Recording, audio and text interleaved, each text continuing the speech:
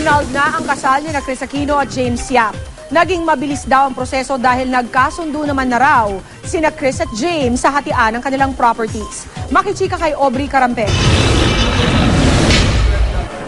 Mag-aalas 6 ng umaga kanina nang maispatan sa NAIA Terminal 1 si Kris Aquino kasama ang dalawang anak na sina Joshua at Bimby.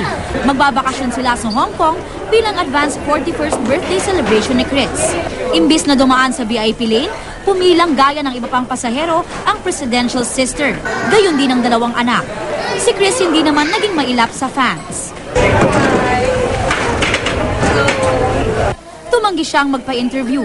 Pero sa kanyang Twitter page, kinumpirma ni Kris na annulled o wala ng visa ang kanyang 5-year marriage sa basketballistang si James Yap. Hiling daw niya, kaligayahan at pagkakaunawaan nila ng dating asawa alang-alang kay Bimby. Kinumpirma rin ito ng abogado ni James. Nitong January 9 daw lumabas ang desisyon ni Makati RTC Judge Cristina Javalera Sulit para sa nullity of marriage. Ang naging basihan ay ang kawalan ng authority na nagkasal. Bukod sa paso na raw ang lisensya, miyembro rin ito ng isang Christian denomination, samantalang parehong Katoliko naman sina Kris at James. Lumipas na raw kahapon ang prescribed period para mag-file ng motion for reconsideration para sa nullity of marriage, pero hindi na sila umapila pa.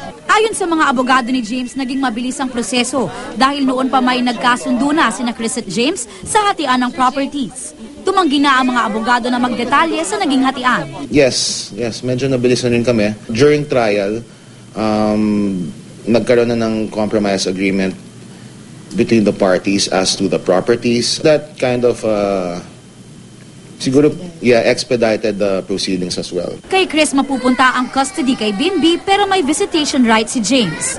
Pero kapag nasa 8 gulang na raw si Bimby, pwede raw nitong piliin kung kanino siya mananatili. Custody will go to Kris with James having visitation rights. There's really no fixed schedule, no?